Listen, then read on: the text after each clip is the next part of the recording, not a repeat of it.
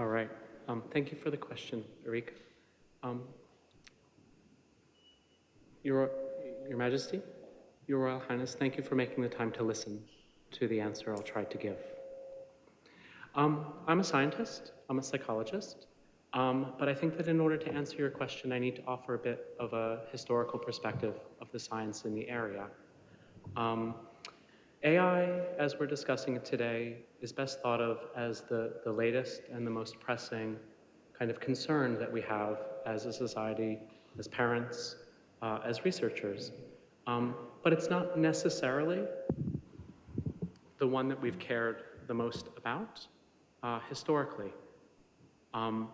The elements of what we're worried about today, they very much look like the elements of other technologies that we've been concerned about in the past. If we had had this meeting maybe 3 years ago, it would have really all been about social media. A couple years before that, it would have been about smartphones. Before that, it would have been about addiction to online games. Maybe before that, the internet. And then when I was a child, it would have been about television.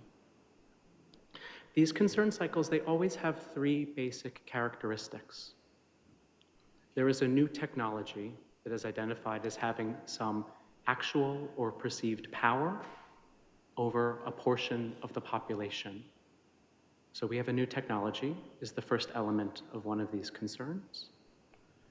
The second necessary element is a vulnerable group. It need not be young people. It can be women. It can be immigrants.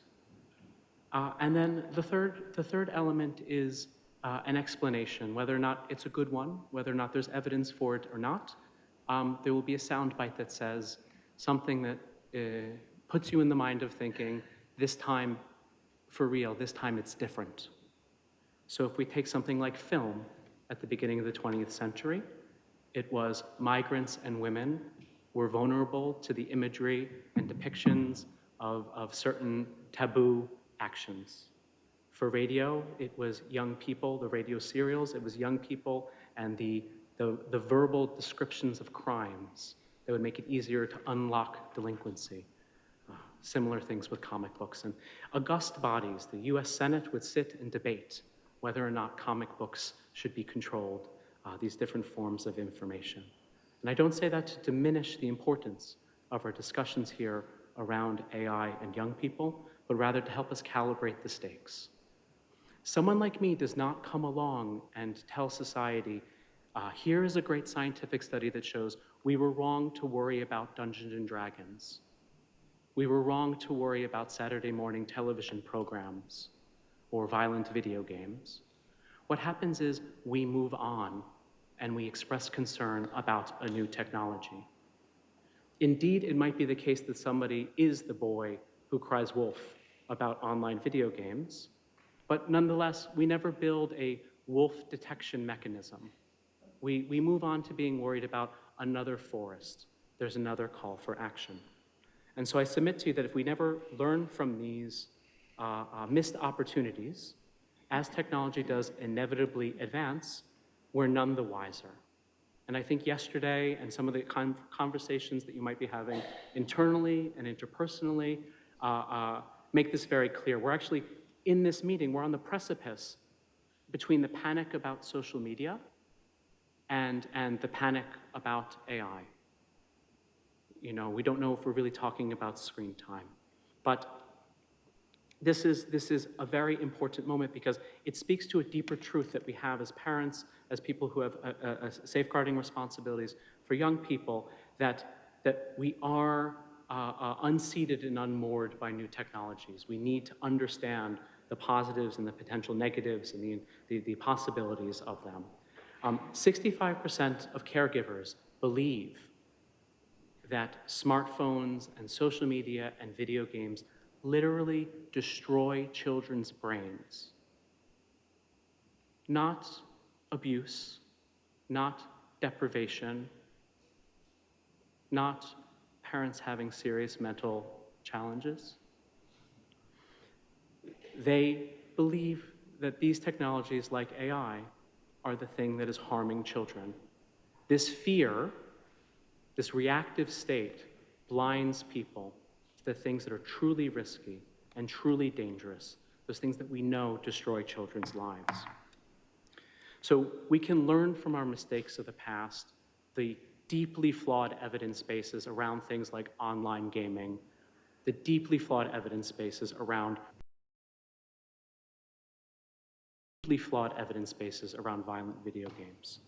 Specifically, I'll give you 5 that is in our article in The Lancet on this exact topic.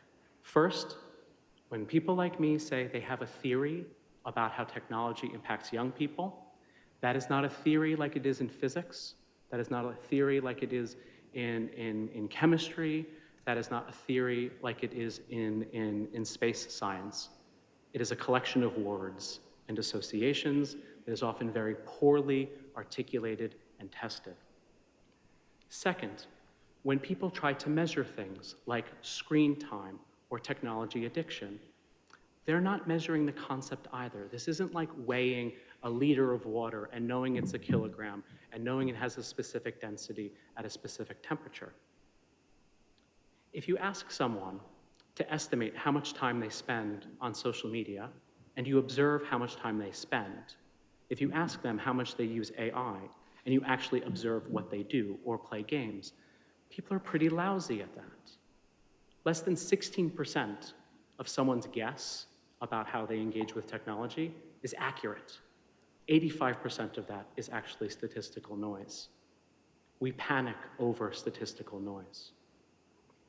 We have very poor data on these things. 95% of the data that we have on previous panics about technology, whether or not they are harmful in the way we study them, more than 95% of the data that we have come from English-speaking countries and Western Europe. That leaves a heck of a lot of kids out of scope for us understanding how they use technology. I don't need to tell you that correlation doesn't equal causation, but unfortunately, when we talk about tech and kids, because the stakes are so high, you're going to hear a lot of people who have correlational data, a lot of people who have survey data, claiming causal effects, not sorting out the chicken and the egg. And then, extremely importantly, to exactly what Baroness Shields was saying before, you have these Overton windows. You have these policy opportunities to get something fundamentally well done for children. They're very narrow. These repeatedly are squandered. They do not align with the science. They align again with reactive fears. So I'll call for you, please, and I hope that we can think of ways of shifting from a reactive stance that is fear-based approach to one, like Emily was saying, around actually listening to young people and making real observations, grounding our understandings of the phenomena and moving towards interventions, ones that we can test, ones that we can audit, ones that we can understand. And I think that we really do need to build a causal understanding and a deep understanding about how young people are using these technologies, not just here, not just where people speak like I speak, but all around the world. And so, yeah, I say we should retire panic and embrace evidence-based action.